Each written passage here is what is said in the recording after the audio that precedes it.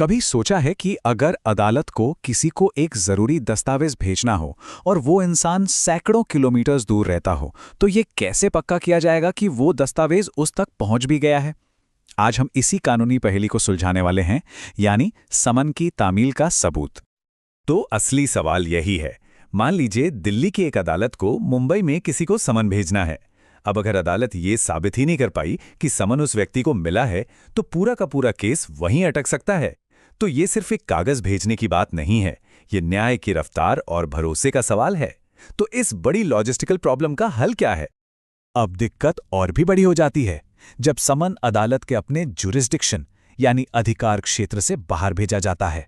सोचिए, जो अधिकारी मुंबई में समन दे रहा है वो गवाही देने के लिए दिल्ली की अदालत में तो नहीं आएगा ना। तो फिर बिना उस अधिकारी की गवाही के अदालत कैसे मानेगी कि समन सच में तामील हुआ है?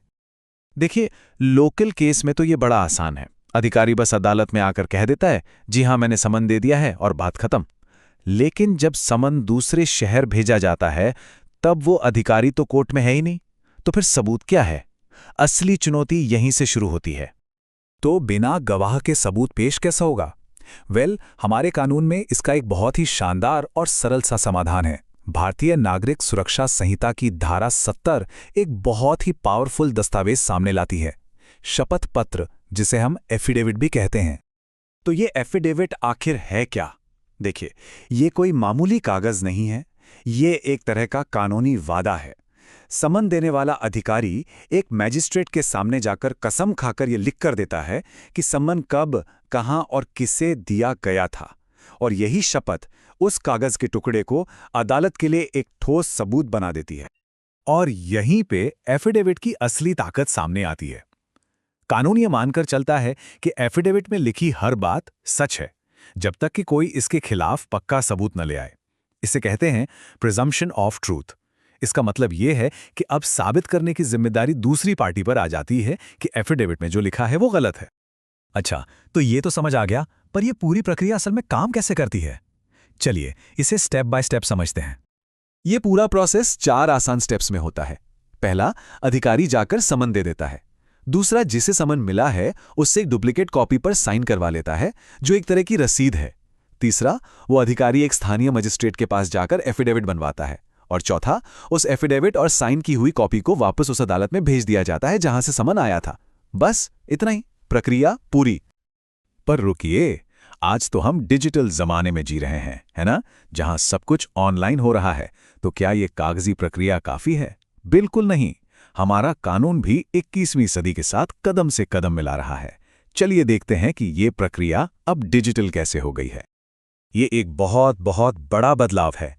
अब ईमेल, मैसेज या किसी भी इलेक्ट्रॉनिक तरीके से भेजा गया समन उतना ही कानूनी तौर पर मान्य है जितना कि हाथ से दिया गया समन।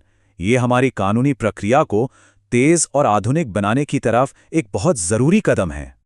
तो कानून का सेक्शन 73 3 सीधी सीधी बातें कहता है। नंबर 1, समन अब इलेक्ट्रॉनिक तरीकों से भेजा जा सकता है। नंबर 2, इसे बिल्कुल कागजी समन की तरह ही विधिवत तामील या ड्यूली सर्व्ड माना जाएगा, इसमें कोई फर्क नहीं है। और नंबर 3, सबूत के तौर पर उस इलेक्ट्रॉनिक कम्युनिकेशन की एक अटेस्टेड कॉपी रिकॉर्ड में रखनी होगी। तो ये सब जानने के बाद अब सवाल ये उठता है कि ये छोटा सा कानूनी नियम आखिर इतना जरूरी क्यों है? इसका हमारी पूरी न्याय प्रणाली पर असर क्या पड़ता है? तो इस नियम का असली असर क्या है? सबसे पहला, ये हमारी अदालतों को ज्यादा एफिशिएंट बनाता है, मतलब समय और पैसा दोनों बचता है। दूसरा, ये निश्चितता लाता है। एफिडेविट के साथ कोई कंफ्यूजन ही नहीं रहता कि समन मिला या नहीं मिला। और सबसे जरूरी, ये हमारे न्याय प्रणाली को आधुनिक बनाता है, ताकि कानून उस रफ्तार से चल सके जिस रफ्तार से आज की दुनिया चल रही है। तो आज हमने देखा कि कैसे एक पुराना कानूनी नियम आज की टेक्नोलॉजी के साथ मिलकर और भी ज्यादा कारगर बन गया है। ये तो बस एक उदाहरण है कि कैसे तकनीक हमारे न्याय के सिस्टम को बदल रही है। तो सवाल यह है कि भविष्य में टेक्नोलॉजी हमारे कानूनों को और किस किस तरह से नया आकार देगी। ये सोचने वाली बात है।